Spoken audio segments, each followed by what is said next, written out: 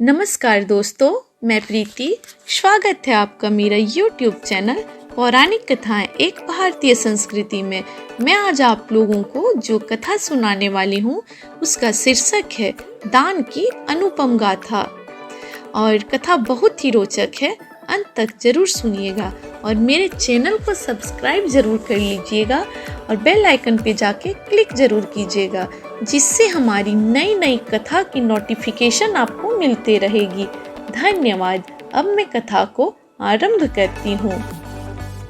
एक जुआड़ी दूसरी जुआड़ी से कह रहा था, तुम सब तो हार चुके हो, जो कुछ तुम्हारे पास था वह सब हार चुके हो, अब कैसे खेलोगे? अब तुम घर जाओ। दूसरे जुआड़ी ने जवाब दिया, अभी सभी कुछ नहीं हारा हूँ, अभी मेरे पास सोने का एक चैन है, तुम इसके बदले में कुछ मुद्रा दे दो, फिर देखना कैसी बाजी लगाता हूँ। इसके बाद जुआड़ी सचमुच जीतने लगा। जीत की खुशी में उसकी आंखें चमक उठी। जुआ एक ऐसा नशा है जो कभी नहीं उतरता है और जीतने की उम्मीद में व्यक्ति सब कुछ हार जाता है। जुआड़ी थोड़ा जीता पर फिर हार गया। मात्र कुछ मुद्राएं ही उसके पास शेष रह गई। उसने उस राशि से फूलों की एक माला, कुमकुम, इत्र आदि एक नर्तकी के लिए खरीदे और उसके निवास की ओर जाने लगा। शाम ढलने लगी थी और भगवान भास्कर अपनी किरणों को समेटे हुए घने बादलों में छिप गए थे। आकाश में रुफले बादल अपना रंग खोकर दूसरे दिखने लगे थे। पक्षियों का कलरव पड़ गया था और संकेत मिल रहा था कि सभी अपने अपने नीड़ की ओर जा रहे हैं। थोड़ी थोड़ी हवा भी बह रही थी, लेकिन जुआरी को जल्दी थी। उसकी आंखों में नर्तकी का रूप एक सम्मोहन की तरह छाया हुआ था और उसी को मिलने के उन्माद में वह तेजी से भागा चला जा रहा था। जुआरी का चित्त वासनाओं के कुहासों से घिरा हुआ था। वह सोच रहा था कि कहीं देर ना हो जाए। यह सोचकर एक अजीब सी बेचैनी उसके भीतर उभर रही थी। इसी भागदौड़ में उसका पैर एक पत्थर से लगा और वह ठोकर खाकर गिर गया। उसकी आंखों के सामने अंधेरा छाने लगा। थोड़ी देर के लिए वह वहीं बेहोश होकर गिर गया। जब उसे होश आया तब तक गहरी रात हो चुकी थी। वह जहाँ गिरा वहीं पास में ही देवों के देव महादेव का मंदिर था। होश आने पर उसे लगा कि उसकी चोट गहरी है और वह ज्यादा दिन जीवित नहीं रह सकेगा। उसके साथ ही उसके मन में एक गलानी का भाव भी उमड़ा कि चोट लगने से पहले वह क्या करने जा रहा था। उसी गलानी के भाव में उसने नर्तकी के लिए लाई सामग्री बाबा भोलेनाथ को भक्ति भाव से समर्पित कर दी। उसने उनके चरणों में फूलों की माला इत्यादि समर्पित की ही थी कि उसके प्राण पखेरु उड़ गए। मरने के पश्चात उसकी जीवात्मा धर्मराज के पास पहुंची।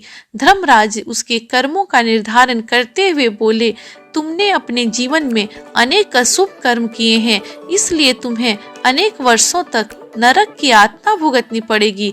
तुमने अपने पिछले जन्म में भी घोर क्रूर कर्म किए हैं। इस पर जुआरी बोला, हे धर्मराज, यह तो मैं स्वयं भी जानता हूँ कि मैंने अनेकों कर्म किए हैं, किंतु जरा देखिए कि कहीं मुझसे कोई अच्छा कर्म हुआ है क्या? धर्मराज ने उसके कर्मों को गहराई से देखा और कहा, हाँ, एक ऐसा शुभ कर्म फल है जो तुमने अपने अंतिम समय में भावपूर्वक महादेव को पत्र पुष्प अर्पित करने से प्राप्त किया है। सच्ची भावना से इस शुभ कर्म को करने के परिणाम स्वरूप तुम्हें कुछ क्षणों के लिए इंद्रासन मिल सकता है। अब बताओ कि इस अल्पावधि के इंद्रासन और नरक यातना में से तुम किस फल को पहले भोगना चाहोगे? जुआरी ने कहा, हे धर्मराज, नरक यातना तो मुझे भोगनी ही है, इसलिए पहले आप मुझे इंद्रासन ही प्रदान करें। धर्मराज ने उसे कुछ क्षणों के लिए इंद्रासन उपलब्ध करा दी। जुआरी ने मन ही मन सोचा कि एक क्षण के एक छोटे से दान ने उसे इतने बड़े पद पर लाकर विराजमान कर दिया, तो क्यों न वह पुनः दान जैसे पुनीत कर्म को करने के लिए इंद्रासन का उपयोग करे। यह सोचकर उसने भावपूर्वक सप्त ऋषियों का आह्वान किया एवं इंद्रासन पर आरूढ़ होने के पहले अपने अधिकार के द्वारा स्वर्ग के समस्त वैभवों को भी उसने वहीं उपलब्ध करा लिया। सभी ऋषियों के वहां उपस्थित होने पर उसने उनका भावपूर्वक सत्कार करते हुए स्वर्ग की समस्त संपदाओं को उन्हें दान देना आरंभ किया। उसने कहा, हे गुरुवर बृहस्पति, आप संकल्प कराएं और इन दिव्य द्रव्यों को मेरे हाथों से दान करवा दें। समय के अभाव में जितनी जल्दी संभव हो सके आप मुझे दान करने में सहयोग प्रदान करें। इस प्रकार उसे जितने समय के लिए इंद्रासन उपलब्ध हुआ था उतने समय का उपयोग उसने मात्र दान करने में किया। यह दान देते समय उसके हृदय में कुछ पाने की भावना नहीं थी। निष्काम भाव से दिए गए उसके इस दान के कारण समस्त ऋषि मुनि उससे अनेक आशीर्वाद देते हुए विदा हुए। उनके विदा होते ही धर्मराज के सम्मुख एक विचित्र विडंबना आन खड़ी हुई, क्योंकि चित्रगुप्त जुआड़ी का क्रम संग्रह लेकर उपस्थित हुए और धर्मराज से बोले, भगवान, आज एक विलक्षण घटना घटी है। इस जुआरी ने इसको मिले पुण्य फल का उपयोग पुण्य के विसर्जन में नहीं बल्कि पुण्य के अर्जन में किया है। जहाँ अनेक आत्माएं उनको स्वर्ग में मिले समय का उपयोग मात्र भोगों के उपभोग में कर देती हैं, तो वहीं इस जुआरी ने दान के शुभ क्रम से अपने पुराने सभी पापों को धो डाला है। अब तो इसको पुनः जीवन प्रदान करना होगा।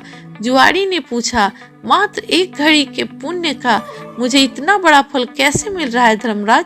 धर्मराज ने प्रत्युत्तर में कहा, वत्स, स्वर्ग जैसे पुण्य क्षेत्र में दान का बड़ा महत्व है। वहां पर किए गए दान का सहस्त्र गुणित परिणाम मिलता है। और फिर तुमने तो स्वर्ग की संपदा को महापुरुषों को दान दिया है। योग्य व्यक्ति को दान देने पर दान से मिलने वाला पुण्य कई गुना हो जाता है। अब तुम्हारा पुण्य इतना हो गया है कि तुम धरती पर एक चक्रवर्ती राजा बनकर पैदा होगे। जुआरी ने नतमस्तक होकर धर्मराज के इस आदेश को स्वीकार किया और धरती पर राजा बलि के रूप में जन्म लिया। उस जीवन योनि में भी उन्होंने दान की पुण्य गाथा का एक ऐसा इतिहास सृजा कि आज भी उनकी गणना सृष्टि के सबसे बड़े दानवीरों में होती है। दोस्तों, मैं कथा को अब यहीं समाप्त करती हूँ।